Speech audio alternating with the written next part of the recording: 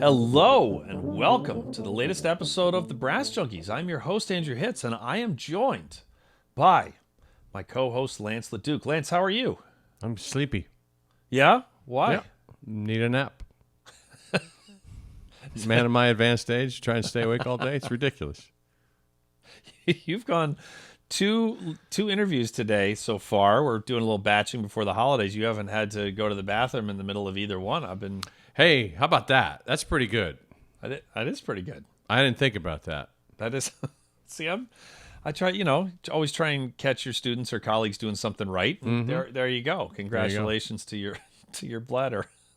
Mm-hmm. Merry Christmas, by the way. Merry Christmas. Yeah, we're coming up on it. I'm very excited that Tuba Christmas is coming back to the Kennedy Center here in D.C. after a 1-year hiatus last year. But that will have just happened just happened when this airs, and I am directing tuba traffic again, i.e. conducting, which is going to be fun. Wear an orange vest, or what do you? Yeah, I actually hold two construction. Yeah, there you go. Exactly. I get my annual conducting lesson from my wife, who's actually a conductor, who actually gets flown to places to conduct, and I like to tell her that they would try and hire me first, but they know that I only conduct at the Kennedy Center. So that seems keep the streak alive. I just leave out the Tuba Christmas part. Yeah. There's it's not exactly hiring me to conduct. Mozart Resident Requiem. Conductor asterisk. Oh, this conversation that we had with tuba player Chris Lee. I've known him for almost 30 years, which is, as you'll hear at the very beginning of the interview, is long enough where I couldn't even pinpoint it. I just knew I'd known him for my whole life, and I couldn't remember exactly where we met. And he remembered. We go way back to studying with Sam Palafian and Empire Brass at Tanglewood. But he's so talented, and Lance, you didn't know him until we just spoke with him. But he's just such a nice guy. Yeah, he's like that all the time. I was super excited to hear about. You'll hear he was a fly on literal. Well, not a literal fly. That would be good. He was a fly on the wall in 2 recording sessions that are kind of noteworthy. He participated in another orchestral one that was significant. Yeah, he's done some stuff. Yeah. And as you're going to hear all about the Wynton Marsalis Tuba Concerto, which he is going to be live streaming on June 17th, 2022. Very exciting. I was really surprised he didn't talk about Mike Parker. I forgot to thank Parker Mouthpieces for providing the hosting for the Brass Junkies. Parker Mouthpieces offers fine customizable component mouthpieces for horn, trombone, euphonium, and tuba, including the Andrew Hitz Artist Model Tuba mouthpiece and the Lance LaDuke Model Euphonium mouthpiece. You can find out more at parkermouthpieces.com or follow them on Facebook, Instagram, and Twitter. How about that? Pretty good. They had, we seem to be inventing a fake beef every episode. I don't think we did with Chris. So Chris and Mike had a big falling out. Sorry, Michael. Yeah. He rebranded. Michael, sorry, I forgot. Sorry. Yes. Maybe we should call him Christopher. Christopher and Michael, had that big falling out many years ago. It was about pumpkin pies. So I've said too much. Yep. But hopefully they'll bury the hatchet someday. Thank you, Parker, for sponsoring the podcast and for putting up with all of our... Actually, if any of you would like to go to parkermouthpieces.com, hit the contact form, and email them and ask him about the pumpkin pie incident. I think that would be good, because we like it when he gets random emails and then he has to email and say, what did you do? So this was an awesome interview. You're going to hear some really cool stuff. Yeah, that the Empire stuff was Canadian and Montreal Symphony. There's there's some... You're not supposed to have this many good stories when you're under the age of 50, but Chris does, and he shared them all with us. If you want to hear them on the bonus episode, you can go to patreon.com/thebrassjunkies. And the book of questions was really paid out for us on this one. For if you're a Patreon patron, you're getting used to us asking questions out of that book, and it was a good one. So he's a lawbreaker. We'll just say that. Yes, he. Man, Can't believe he admitted all that stuff, But that's behind a paywall. So, but in all seriousness, a small donation will help to make more episodes like this one possible. And without further ado, let us get to the conversation that we just had with tuba player Chris Lee. Hey, thanks for watching. If you want to see more content by the Brass Junkies, just click on the like and subscribe button. You'll have an opportunity to see some of the greatest brass players in the world, and Andrew and me. And today on the Brass Junkies, we are joined by someone who I have known for a very long time. In fact, it's long enough that I couldn't actually pinpoint when we met. It's like getting just old enough now where, you know, it's like probably 10 years ago, I could have been like, oh yeah, we met at like blah, blah, blah at this party at TMC. Like that. I don't, I just have known you for a very long time. I remember. You do? Oh, then tell me, when was it? Booty, 92. 92 Booty. I knew that we went way back. So were you in Empire Brass Seminar? Yeah. And you were in the orchestra. That is correct. See that? See, Chris is not, I was going to say he's not old enough to forget, but he's slightly older than me. So, yeah, I'm hoping that a lot of people don't know what booty is, and you just say 1992 Booty. And we're just going to keep going as though that's just like, it was 1992 Booty. Oh, yeah, that was way better than the 91 Booty or the 93 Booty. Actually, 92 was peak booty. That was peak booty. That was peak booty. That was. So our guest today, I haven't even said your name yet. Our guest is tuba player extraordinaire Chris Lee. Chris, how are you? I'm great. Great to see you guys. Thanks for having me on. Yeah, of course. So, should we tell them what booty stands for? I think we just keep going. That is the Boston University Tanglewood Institute. See. And I knew fun. it was. I knew we met at Tanglewood, but I didn't know if it was like if you were in TMC. I couldn't remember. So, which quintet were you at? So you were in the Empire Brass Seminar, which I had done the 2 summers previous, but we were students together for 4 weeks that summer. Which quintet were you in? I don't remember. You don't see? I see. I remember my quintets from 90 and 91, but he was in the Tush quintet. What were the names? It was depending on what hut. Fanny. Backseat. Derriere. Brass. Wallet holder. My son actually was. He went through a phase maybe a year ago where he was asking me for synonyms for butt because he thought it was funny, and derriere took him out. Like he actually fell on the floor laughing. There were tears streaming down his face because he looked at me like, don't make things up. And I was like, no, that's a real word. And then he lost it. Yeah, he absolutely lost it. There was the Stein, Fiedler, Kenmore.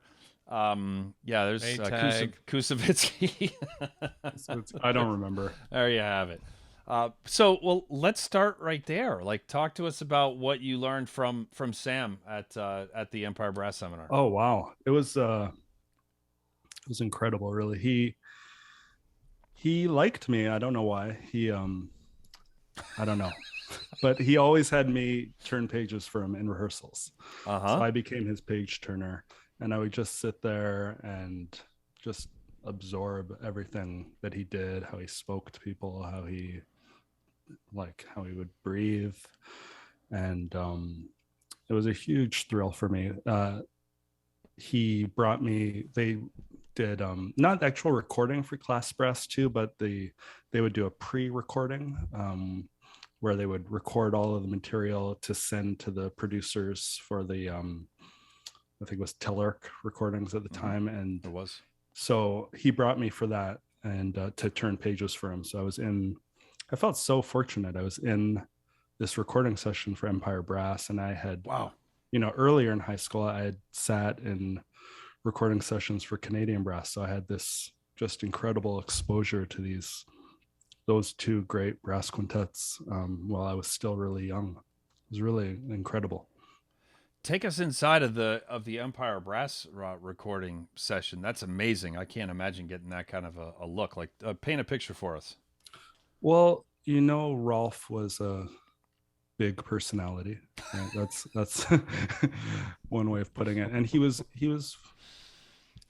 I don't know. I mean, he was very rude. The sun is a moderately warm star. Sam once told me that for a living that for 20 years that he put out the fires that were lit around the globe. Yeah. I believe that's what he said. Yeah, Rolf was very rude. He was just very rude. But the way he played was just so incredible and unmatched. It was just incredible. And it was a weird, like Scott, the trombone player, I don't know how he put up with it, except that the music was so good. And I don't know how those guys put up with Rolf, but they did. And so that's what it was like in the recording session. Like Rolf was very, he was not concerned with how anyone else felt about anything. He would just say, there's no filter. He would say what he thought, and people would take it. And he was really the maestro in a sense of the group, sort of like he was in charge. And it's an old school leadership technique that works, right? It's like spanking works. Even you might not have a great relationship after, but it works. And so that's sort of like, it was an old school approach to running a rehearsal or running a recording or running a group that was effective in certain ways, not in all ways, right? It's not I don't think it's the leadership style that we aspire to, but it's an effective one. How did that differ from being in the room with the Canadian brass? Canadian brass, Ron was similar in some ways, actually, Ronnie Ram, but I was in a recording session when they re-recorded Toccata and Fugue in D minor. It's not their original recording, obviously, from the 70s. It was one they did in the 80s, and Gene was playing euphonium, and there were some things that were not perfect, but there were a couple of these kids in there, like me and some other kids from my brass quintet. And so the difference is Rolf would have just laid into the guy, whereas Ron was like, Canadian brass, we're meeting downstairs right now. And they left the room and went downstairs and had their moment, and then they came back up. So they wouldn't do something like that publicly. Mm-hmm. But I think amongst themselves, I'm sure they had stuff they had to sort out. Just that praise in public, criticize in private philosophy. Yeah. Like for them, their how they were viewed was extremely important, right? So what kind of, these are very impactful experiences at that age. What did you take away from those experiences looking back now? Like, oh, I now realize that this, or after this experience, then I kind of thought, if I'm in this situation, or I don't know, how has it impacted you? I certainly didn't gain any respect for Rolf. And so I tend to try to find the most diplomatic ways to deal with issues. Like, I think I have really good relationships with my bass trombone player, or if I'm playing in brass quintet, I'm able to communicate things in a much more respectful way. And also I would, at the same time, that I'm going to have opinions, but I don't necessarily think, what I think is 100% correct, right? So I'll throw out what I think in a respectful way, but I'll also leave it open to be able to receive back how someone else feels. Like, they might not feel like intonation is a social issue, right? There's not only correct. And so if I feel someone's sharp, maybe they feel I'm flat, and maybe we need to come, find the middle ground. So that's the takeaway from watching them. I think that the Canadian brass, it would have been interesting. Like, when I was older, I did end up recording a couple CDs with the Canadian brass. And so as an adult, I also, experienced being part of that group. And they were, honest but respectful all the time, so it's funny. There's I haven't really thought of it in these terms specifically, but there's an inherent, know if it's mandatory, but there's definitely a tension between, and I don't mean between first trumpet and tuba. That's probably one of the most obvious places that you can find some conflict, just because of approach, intonation, style, length, attacks. Those are the two, probably the most likely the two biggest opinions, and or the two biggest opportunities to impact time, pitch, articulation, it's the style. bookends. Exactly. It's the bookend. Same thing in the orchestra section. It's huge. And so it's obviously better as a tuba player if you love the way the principal trumpet's playing. Then it's easy. Then you can just follow and get in line. And then, but if there's something you don't like, it could be problematic. Sure, with Sam and Rolf, that Sam generally loved the way Rolf played, so that helps, right? And same thing with Chuck and Ron. Right. So I don't know. Yeah, I love. I remember Rex Martin taught me when I was at Northwestern. He told me intonation is a social skill, which is just like that. And he also taught me that it's better to sound right than to be right. Like if the whole if the whole orchestral section is like dragging a little bit, like it's but Chris is not. It's like it sounds like. It's like, Chris is rushing at that point, right? Because it's like, it doesn't matter whether I would be lined up with the MIDI file, it's like, well, okay, then go play with the MIDI file, or straight up on the tuner. Whatever it is. And there's you got to really thread a needle, I think, between playing with strong opinions, but also being able to instantly react to other opinions. And can you talk a little bit about that, like in an orchestral setting? Yeah, well, that's huge, right? That's one of our skills, right? Is to lead and follow at the same time. And intonation is sort of, in a sense, people rely on the tuba, they rely on the bass section to put that pillow down for the intonation. And then what do you do if where you put it, doesn't fit, like Andy just said? So you need to fit in most of the time and stick out occasionally. You need to be able to follow and lead at the same time, and sort of just lead, like fit in, but then like say the pitch is rising, like just you don't take it down all the way to 440, you just take down smidgen by smidgen, or same thing with the time, right? Like if it's dragging, you can move it forward a little, you just have to do it gradually and subtly, and also be strong enough and confident enough that it's communication, right? So you need to be communicating, and people need to have their radar up. Depends on the ensemble and the radar that you have and other people have.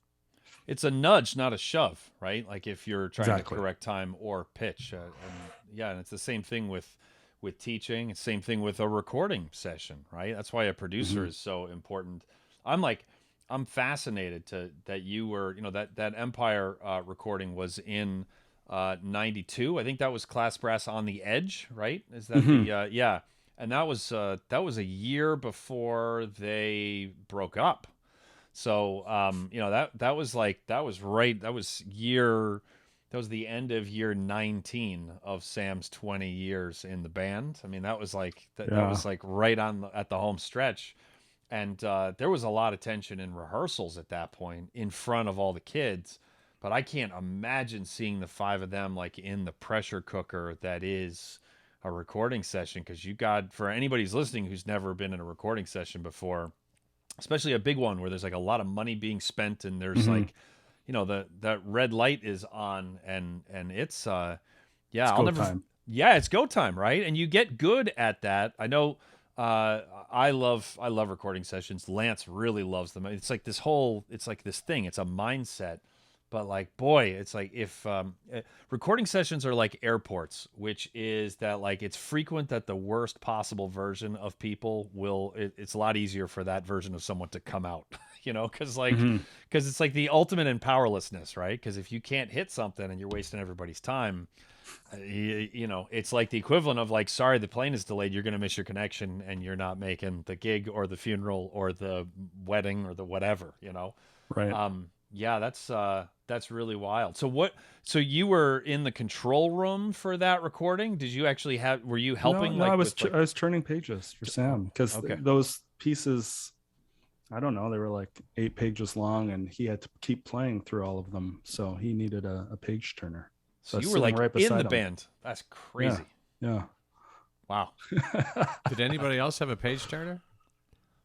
I don't think so. I mean, that's the only book that probably would, though. I mean, that's the only seat in that band that's going to need that. Yeah. Because he was playing like these double bass parts, right? There are all these orchestral transcriptions, and he never stops playing. Right. Now, J.D. Shaw said he used to say that he made the tuba parts in Boston Brass never stop because otherwise I would talk. Otherwise I would like share opinions, which I thought was rude, but also right on point. So I was like, fair enough. Good job. So, but Sam wasn't that way. So yeah, maybe Rolf just didn't want Sam to talk either. So it's a good way to shut us up, is just to keep the mouthpiece on our face. Hey, Lance. Yes? Why don't you, speaking of shutting up, why don't you talk to us about Jim Nova and Duquesne University? It should be presented in that order at all times, I think, right? Yes. I mean, Jim said, whenever you're pushing the Mary Papert School of Music at Duquesne University and talking about the wonderful programming and the wonderful people who teach there and the wonderful ensembles that you can be a part of, make sure that you always bill it as Jim Nova and the Duquesne University and the Mary Papert School of Music. You can find out about all of the ways that you can be involved in these things by clicking on the link in the show notes below. And a very special thanks to Jim Nova and the Mary Papert School of Music at Duquesne University for making that possible. And in that one, the insult was silent. I'm reminded of that scene from The Office where Michael Scott has got the quote up on the board that says, you never make any of the shots you don't take, with quotation marks and then the M dash and then Wayne Gretzky. But that whole thing is also in quotes. And then there's an M dash and it says Michael Scott underneath it. And so I'm like, now we should call it the Jim Nova Mary Papert School of Music. It's just keep adding quotes and M dashes. Yeah. That's one of the funniest moments in the history of television. That's a good one. So. All right. Well, on a sadder note, you recently lost a former teacher that I wanted to give you a chance. The Dennis Miller, who played in the Montreal Symphony for a very long time and taught at McGill. I was telling Lance before you came on the call that the tributes that came in to him. He just passed away very recently. Came in on Halloween. That just came in, through social media. It wasn't just the number of them; it was the quality of them. I mean, just like from Seth Cook to, I mean, there was a long list of people that had really, really heartfelt. Like, if my son, hopefully many decades from now, gets tributes like this, then I'll feel like I'm not responsible for it, but I will have done my job as a father. Like, they were really, really special. Can you talk a little bit about, and you studied with him at McGill, of course. Can you talk a little bit about what it was like to study with him musically and personally? Yeah. Dennis Miller, he was a very talented tuba player. He started professionally when he was 17 years old in Vancouver Symphony. He had a little stretch in Houston and ended up in Montreal Symphony. Very talented, a natural talent. He studied, I think, a little bit with Jacobs, but he was already a professional. I think he just picked up a tuba and was able to play it. Played with a beautiful voice and sound, and he really cared about his students. It was like you were part of his family. He had a lot of gatherings at his home. He um, he was fantastic. I actually just got I saw him when I was playing with Montreal Symphony a few months ago, and he gave me this beautiful he offered me all of his vinyl albums, but I only took, because I'm not really going to listen to them, this beautiful LP set of The Ring with Schulte, with the one where Tucci plays on. And we had a really nice talk, and basically he would have been, or he was a mentor to me, really like a family figure. Like, he knew my mom, and he was always there for me to talk and give advice. And he gave me my first taste of playing professionally, having me come in and play with Montreal Symphony. I recorded the Berlioz Requiem with him and Nick Atkinson on tuba, and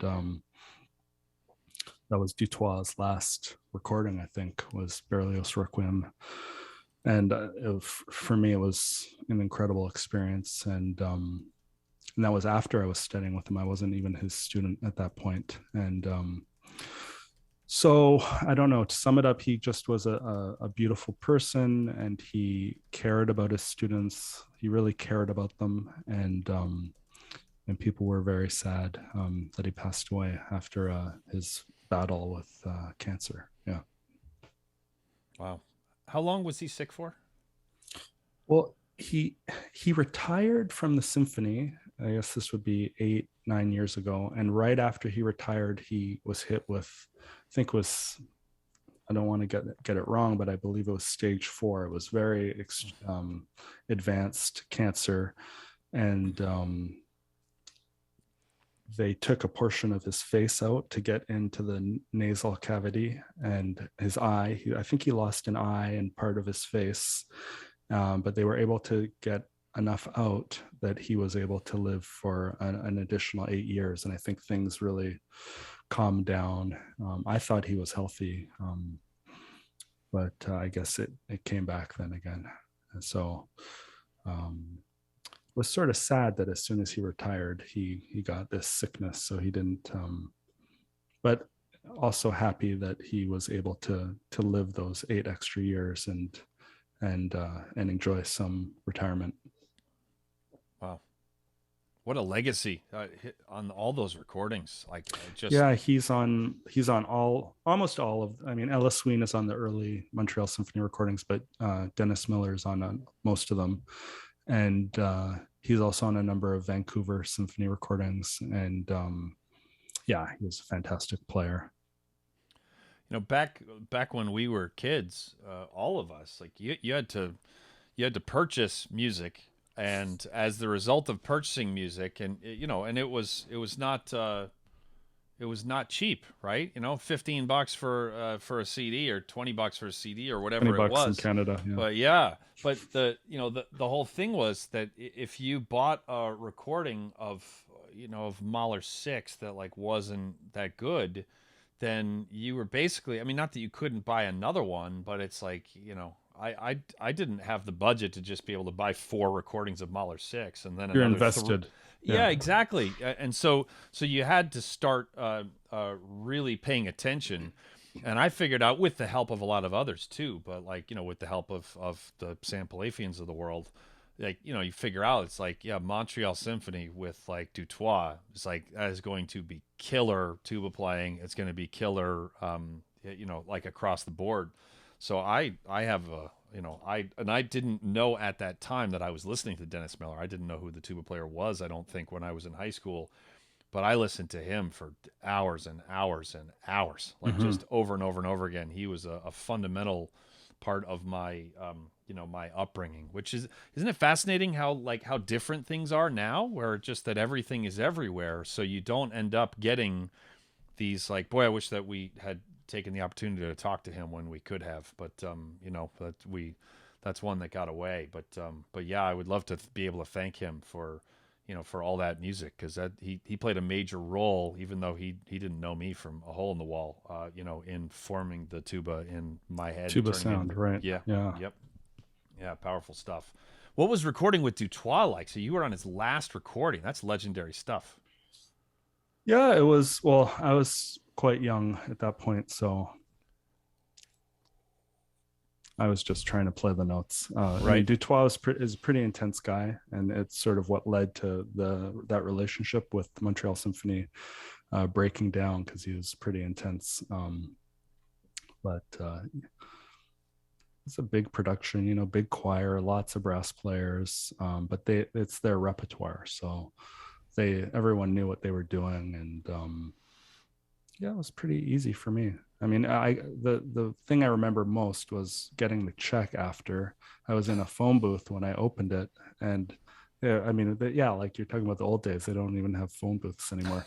And I jumped up and hit my head on the top of the phone booth because I couldn't believe how big the check was. I just couldn't believe it. I couldn't believe they were paying me that much money to play tuba. Did you do anything crazy with it? I don't remember what I did with it, but I remember buy that. A helmet.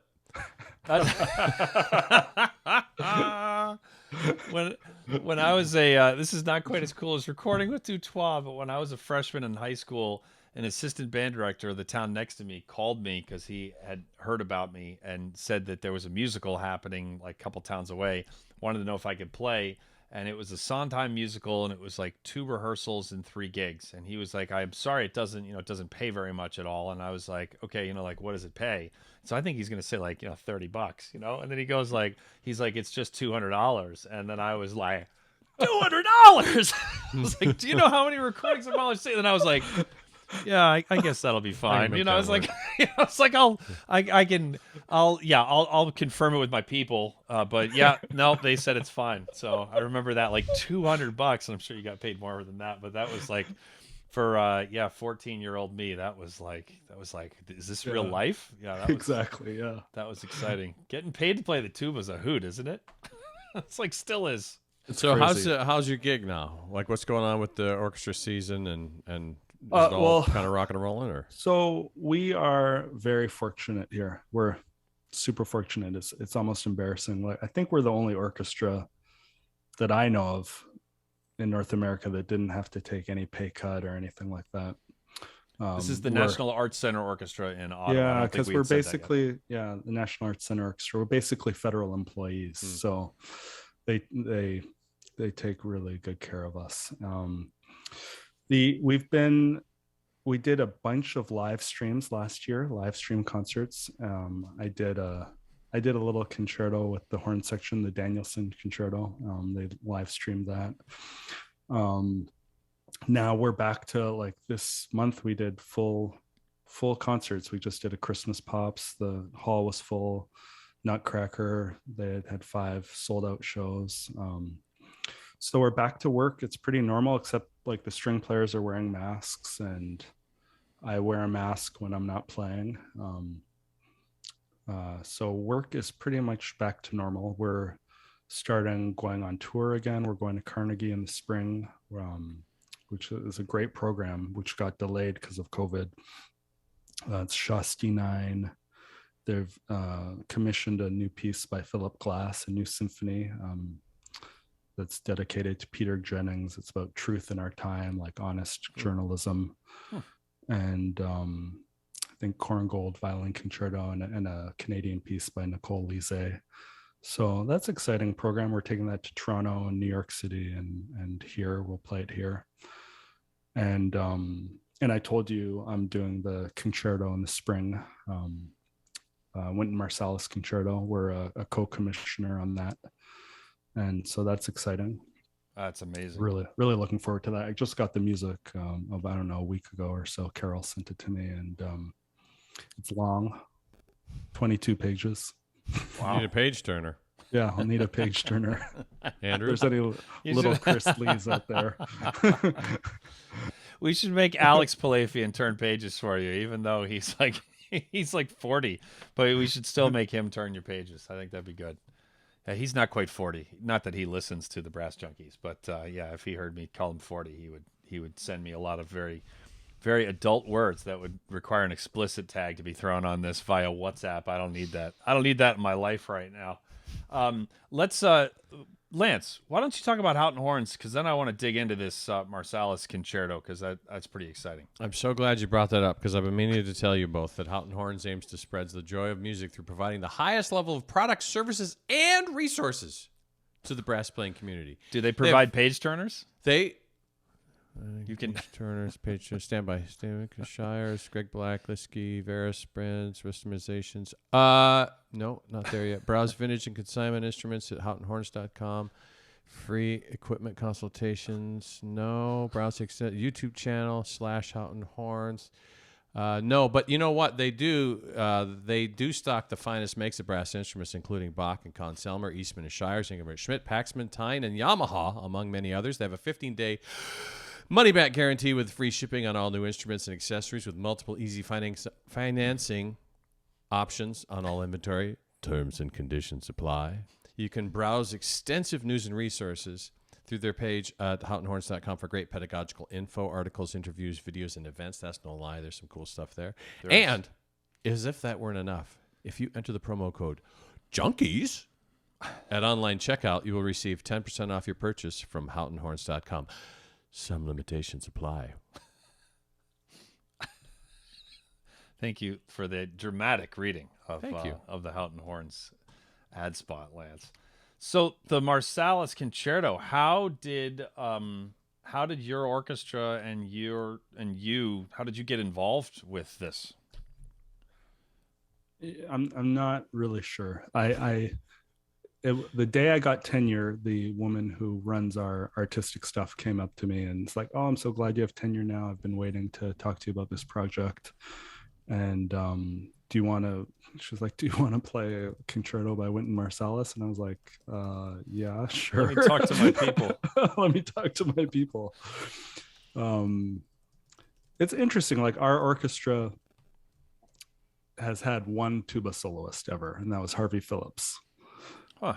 Back in the 80s, he came up and did Vaughan Williams. And so it feels, and there's still a picture of, in our hallway, they have pictures of all these big famous soloists that have come and played. And it's nice to go to work and there's this picture of Harvey Phillips there on the wall. But yeah, so it's just it feels like a great honor, to be asked to do that. And why did she decide to, I don't know why I guess they thought it'd be nice to feature me. They thought it'd be a good project. I'm not sure. There's 5 or 6 co-commissioners on the project. I mean, Philly did the premiere. We're doing the Canadian premiere. Atlanta, Indianapolis, Oregon. Is that right? Dave Kirk, Jatik, Tony.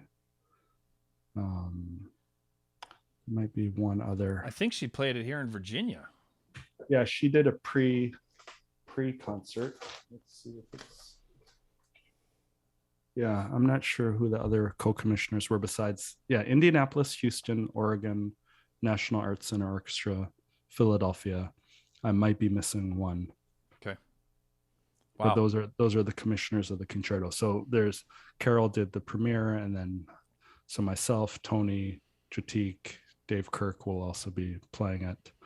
My show is going to be live streamed on June 17th. Oh, cool. So anyone who's listening, if this gets released before then, and if you want to hear it, you can hear me play it on June 17th. We're performing at June 16 and 17, and June 17th will be it'll be paired with Mahler 1. So first half Tuba Concerto and second half Mahler 1. If this doesn't air before June 17th, something has gone terribly wrong. Yes, sometimes we get ahead. This one's going to air in 8 days. So yes, just under the wire. Yeah, if this doesn't air by June, it means that our producer fully quit, and neither Lance nor I could be bothered to do it ourselves or to find somebody else who would help. I guess the world wasn't meant to hear Chris saying nice things about Sam and Dennis, apparently. So, wow, that's really exciting that it's going to be live streamed. That's wonderful. I can't wait for that. Yeah, I will absolutely watch that. Mm-hmm. Yeah, that's great. Cool. Any surprises in your first perusal? Other than 22 pages? That was the big surprise. Besides that, it seems there's a little bit of multiphonics, and the multiphonics it's actually beautiful. It's really nice. Cool. So I haven't heard it. Carol sent me a recording, but I decided to the tackle multiphonics are actually beautiful. I completely knew what you meant, because they can be really gimmicky, but it's, as like any extended technique can be kind of forced or can be done really effectively, and it sounds like it is in this case. It is, it has this sort of, well, you'll hear it, but it's like a churchy, sort of gospel churchy sound, and you have to be able to sing the top line, and well, it's multiphonics, but it's cool. We just did a big multiphonics piece with our brass section that was also live streamed by our composer in residence, and so I've done a lot of multiphonics this year, and it's an interesting technique. It hasn't been I don't know, mastered yet. So when you're working on it, in what way this I don't mean this question is stupider than I mean for it to sound, but what most of yours are. I don't get it. In what way do you see the most improvement? Like, what gets better when multiphonics gets better? What about it gets better, and how do you do that? Do you mean from the composition side, from or from the physical, playing? from the playing side? From the playing side, yeah. Well, from the playing side, it's like anything else. You have to practice to get good at it, right? And I don't know. I'm not saying that I'm good at it. I meant we are. We've decided that you are. Yeah, guess what you are now, Chris? An expert. You're an expert. Mm-hmm. It's going in the bio. Multiphonics lessons. Expert. Multiphonics expert. We'll send you a certificate to print out and frame. Mm-hmm. We're going to make you print out your own certificate and your own frame, but it'll be fine. Yeah, I just, as a performer, I don't know. I think that, well, obviously as you practice it and you become comfortable with both lines independently and then both lines together,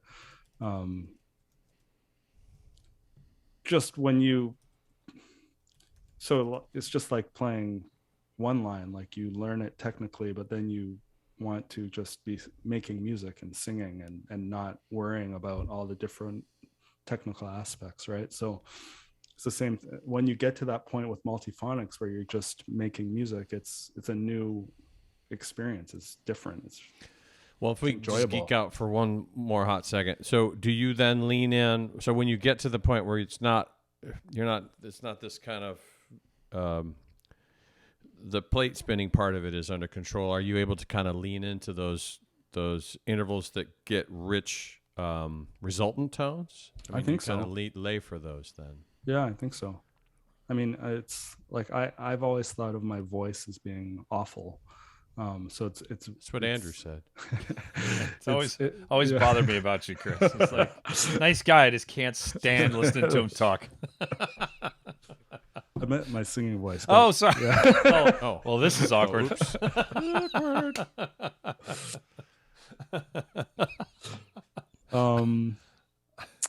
Yeah, I mean, it's exactly what you just said, right? It's for me, it's exploring a new thing that I haven't explored to this extent, and it was a really nice surprise that there's some in this Marsalis Concerto. It's and I believe, I haven't listened to it, but it says see, it's right here. It says that it's a cadenza, so it's just the tuba player, I believe, doing these multiphonic sections. So I'm excited. That's cool. Wow. Yeah, I can't wait to hear it. I'm very excited about it.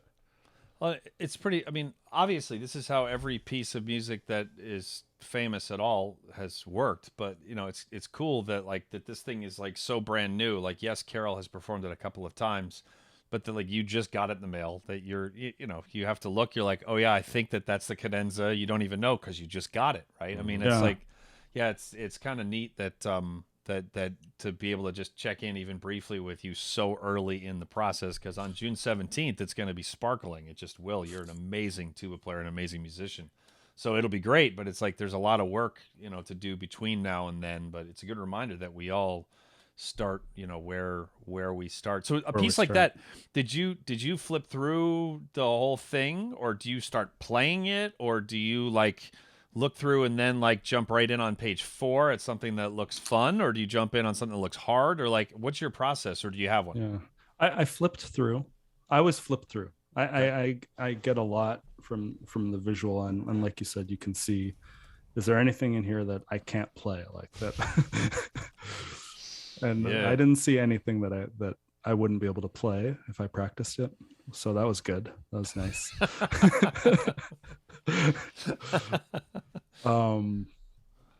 And then I've been thinking about that. Like Pat Sheridan, likes to be able to sing through the whole piece before he even starts playing it. And I've experimented with that.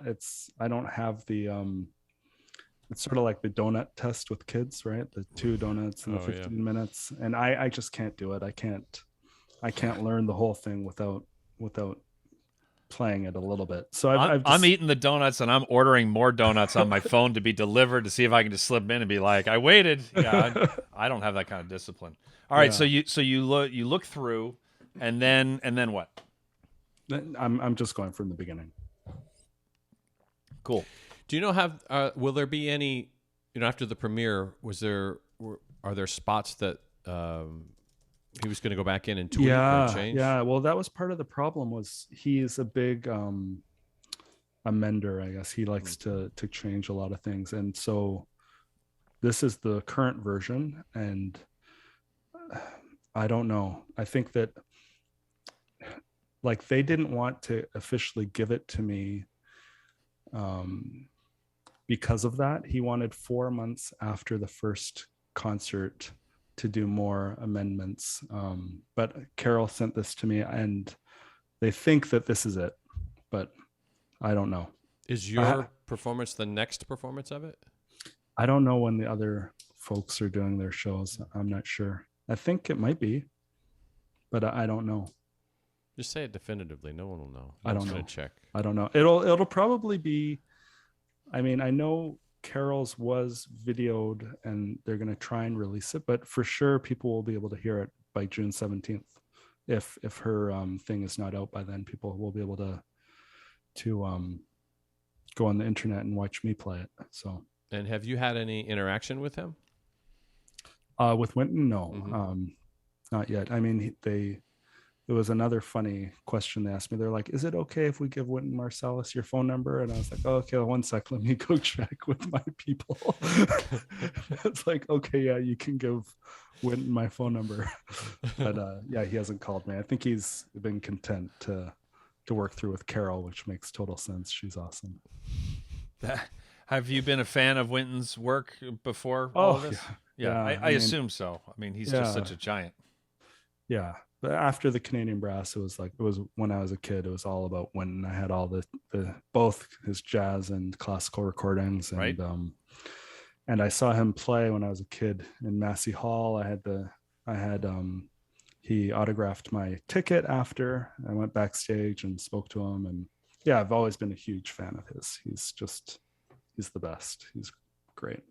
Wow. And people criticize him, but it's because he's so amazing. I think that people feel comfortable criticizing him. It's just incredible, all the stuff he's done, and he's amazing. So it's like somebody he feels like somebody who has been dead for 150 years, like Mozart. I mean, like with all that he's done, where it's like, if you criticize Mozart's not going to get upset because Mozart's wicked dead. But it's like, but Wynton is still in the in like the prime of his career. But he's been on top of the world. And I have a lot of friends who know a lot of, who are huge fans of his jazz playing, who don't realize that he is like one of the best classical trumpet players soloists to ever walk the earth. And then they're like, wait, really? Like, I'm like, yeah, not that they're surprised that he was a good classical artist, but just like, no, I mean like like lit the world Piccolo, on fire with those. yeah. I mean, just stuff that nobody can really do. And it's like, and he does that on, he's unbelievable. What a gift. Right. Exactly. Yeah. So cool that you get to play that after looking up to him for your whole life. That's pretty neat. It's like getting to host a podcast with Lance. I mean, I've looked up to him for so long because he's older than me. So we're just about out of time, but I wanted to ask you about studying with Perantoni because okay, yeah, I'm sure you got some good stories from the Meatball. Absolutely, so absolutely. What was it? Boy, you've with Sam and Dennis Miller and Perantoni, you've had some good. It's a good thing that you play your ass off because you would have no excuses not to. So yeah. I'm taking all credit away from you. It's not the work you've done. It's just your teachers. But talk to us about Perantoni, what that was like. So Mr. P, another huge mentor in my life. I was thinking about this, about him and his teaching style and how it impacted me. When I first went to do my master's with him, there were a couple of things. I made an ass of myself. In my first lesson, the Heldenleben, the ba da da da da ba da. I wanted to break the ties and breathe because that's what Dennis did. And Dennis is a small little guy. He was like 5 feet tall and he didn't have tons of air. So he would break the tie.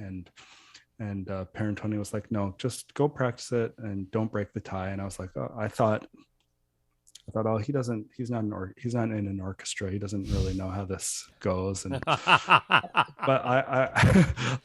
I went old man. I went and practiced for a week and I came back and I was like, Mr. P, you wouldn't believe it. This thing you told me, it actually works. Look, I can do it. And he was like, God damn it, son. I've been doing this for 40 years. You got to listen to me and stop thinking so much. Just do what I tell you to do.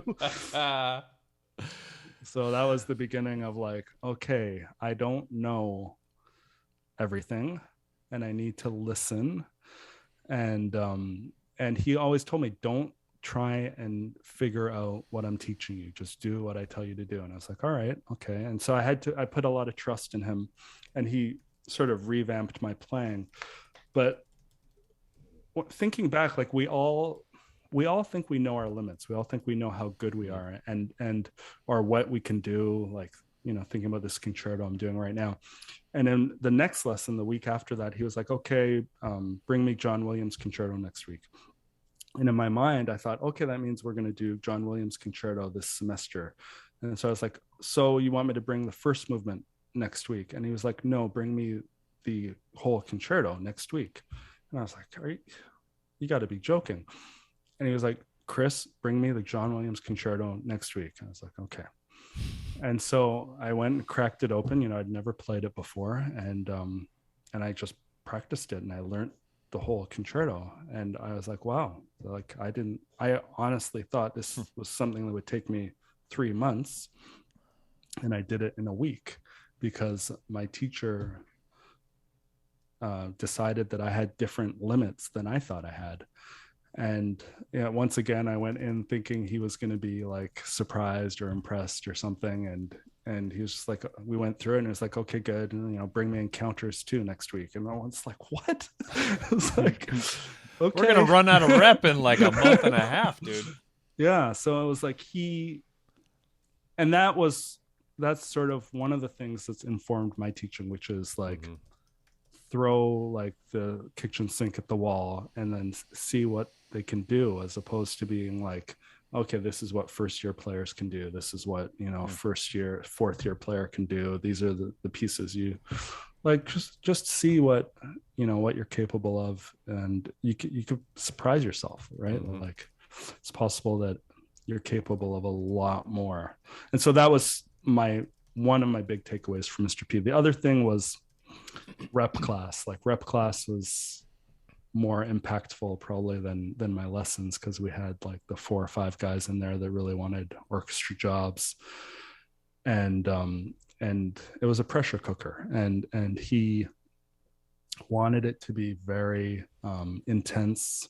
so that when we got to real auditions, it would be less. We'd just be used to it. So basically, Mr. P, Dan Parentoni, was a incredible at creating this environment for learning and for pushing yourself much further than you would be used to, and or where you could do more than you thought you could do. And it was just a real environment of success and pushing yourself really hard. Like, I don't know. I backed up into the one lesson. I backed up into that by accident, and fortunately, I was paying attention because I had assigned a student, I think, college freshman. I don't exactly remember when this happened. One of those from the Arbenz book, the intervals, not the intervals, the arpeggios, the ba da beep beep da ba da beep beep da ba da beep beep, that exercise. And I said, so bring this back next week. And when they came back, they went through the first line, and I just thought they were going to go through the first couple lines, get through the first one, and we'll see what happens, that kind of approach. And they started on to the second one, and then on the third one, they stopped to let some water out. And I was like, how many of these are ready? They're like, well, you said to do the whole page. And I was like, yep, cool. And they played the whole page, and I was like, okay, note to self. You are underestimating your students. And so, I was like, okay. Fantastic. Yeah. That's fantastic. It's a huge gift. Yep. Yeah. I love what you said, that a great teacher can have a different view of your limitations than you do. And it's a lot easier for a teacher to not be making assumptions as much as we are, especially when we're younger. And that's a gift. And all three of us on this call were blessed with teachers who didn't, let us accept our assumptions for our limitations for what we could and could not do, which is just, what a gift. Mm-hmm. First, do no harm, right? Right? Yeah. Yep. Do no harm. And and don't scream at people in recording sessions. So take them downstairs. Yeah. And then yell at them rather than, the Canadian way. Yeah. The Canadian way. Yeah. Yeah. See, everybody says Canadians are nicer, mainly because that's true, but they still yell. They just do it, in a more appropriate time. They don't yell at you in the library. They take you out to the parking lot and yell at you in the parking lot of the library. So everyone can keep reading. Well, this has been awesome, Chris. You've had quite. We didn't even talk about, you played. We'll touch on this a little bit in the bonus episode, but you played an orchestra in Spain. You taught in Portugal. I mean, you've had quite a few careers here, and you're not even 50 yet, which is very impressive. I cannot wait. One more plug for June 17th. Whenever you're hearing this, if it's after June 17th, 2022, then you need to go and just Google it, because I'm sure it'll be everywhere. But if you listen to this when it's released, we always get a lot of listens right away, and then there's there's a long tail where there should be people listening to this in 10 years. So definitely go check it out, and that's going to be great. That's the Wynton Marsalis Tuba Concerto, which was recently premiered by Carol Jansch, and is going to be also played by Chris with the National Arts Center Orchestra, one of the I almost said co-conspirators. That's not. Well, it depends on who you ask in the orchestra. Yeah. That's what the violinists think. Yep. Chris, along with his entire orchestra, they helped the Philly Orchestra commit a crime. So they are also on trial. So, but you're federally funded, so maybe they'll fund your lawyers. I don't know. This has gone off the rails. This has been wonderful. We're going to keep Chris here for the bonus episode. We're going to keep Lance here for the bonus episode as well. I'm just reminding him to not hang up.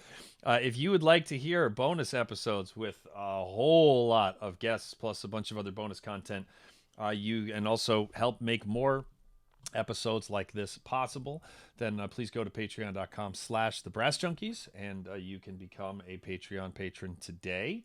And Chris, we're going to have you hang out for the bonus episode. And Lance, this has really been a pleasure. I thought you really did an incredible job of interviewing Chris. I think you should be very proud of yourself. Amazing. Brought it today. Yep. The first rule, do no harm. I felt like you did very little harm in today's interview, and I'm proud of you. and you get dressed up. So, yep. All right, Chris Lee, hang out for the bonus episode. And that is going to do it for this episode of The Brass Junkies. You've been listening to The Brass Junkies on the Pedal Note Media Podcast Network. If you would like to hear the bonus episode featuring today's guest, please visit patreon.com/thebrassjunkies to learn how you can support the show and instantly access all bonus materials, as well as gain access to a special patron-only Facebook group. The Brass Junkies is produced by the amazing, wonderful, and truly inspirational Will Houchin. The theme music was composed by Fernando Dados and performed by Andrew Hitz and Lance LaDuke. We are at Pray for Jens on Twitter and Instagram and have a Facebook page at facebook.com/prayforjens. You can find out more about the Brass Junkies and all the other Pedal Note Media podcasts at pedalnotemedia.com. This has been a presentation of the Pedal Note Media Podcast Network.